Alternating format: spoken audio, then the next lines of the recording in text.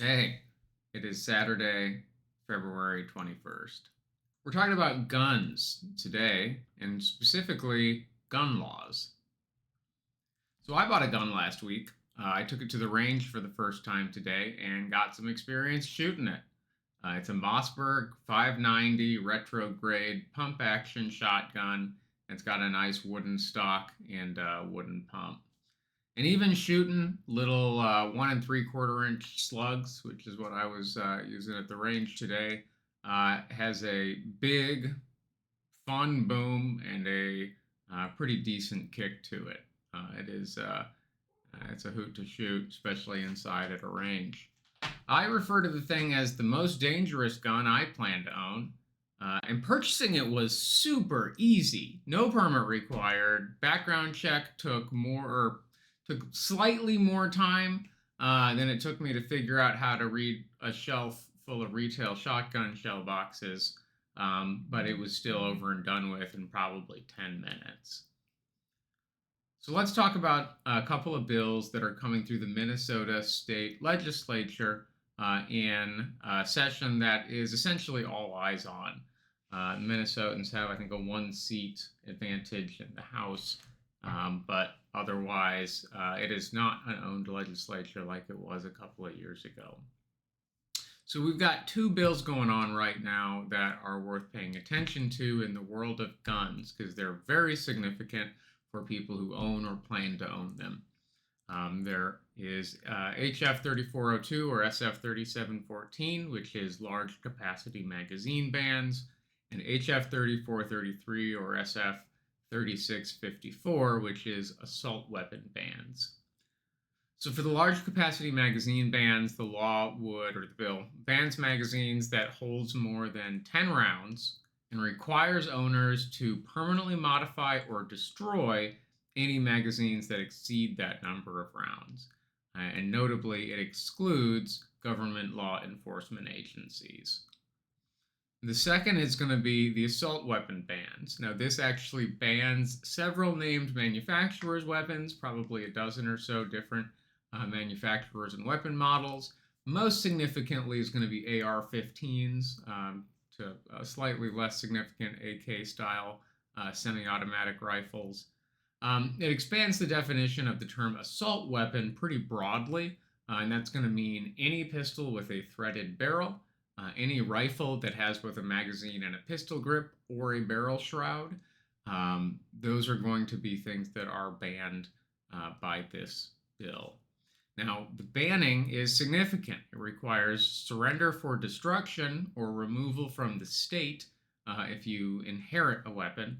If you happen to have any weapons that are in violation of this bill when it passes or would go into effect at the beginning of 2027, you need to either also destroy, remove from the state, or that bill actually adds an additional governmental administrative responsibility where anybody who owns one of these guns, including, for example, the AR-15, which is an incredibly popular style rifle format, that you have to have a permit that has to be refreshed every 3 years, and you have to commit to and allow the BCA or Bureau of Criminal Apprehension into your home to verify how these dangerous weapons are being stored.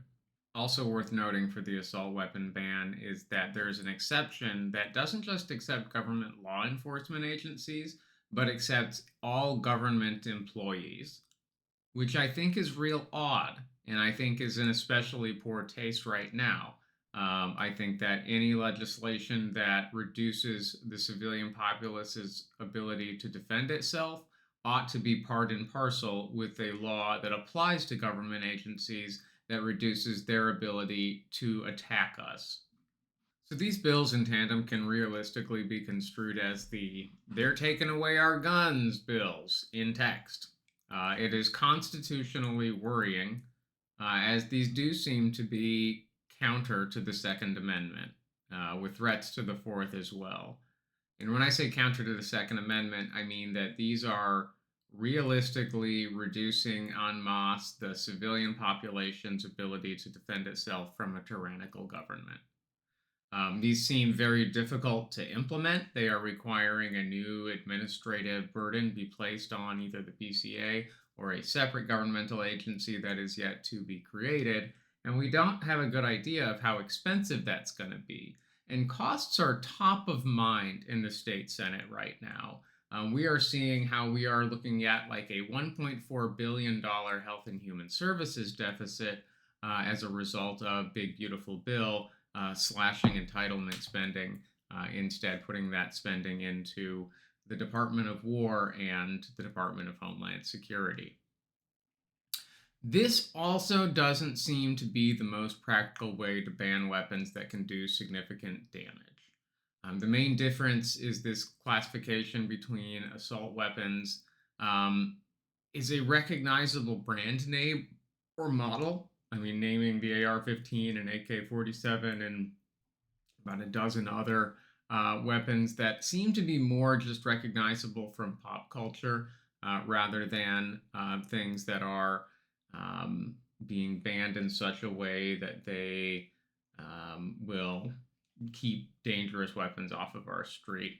And I say that because I mean it's a list of brand and model names, and that to me strikes me in the same way as putting a new minimum wage in place. Right, in 10 years, is that list going to be as impactful as it is now, or are weapon makers going to manufacture and design new weapons that are different enough from the list that they have that they can legally be considered until more legislation is passed? It's tough to know.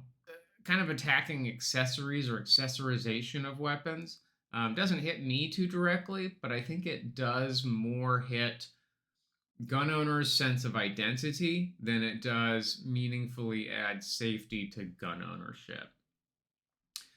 The shotgun I purchased will still be completely legal to purchase with either of these laws passed, with a quick background check and no permit to purchase or carry needed. I think my biggest concern, looking at it holistically, is that these are going to both drive away a huge potential portion of a voter base who view their Second Amendment as paramount or otherwise incredibly important.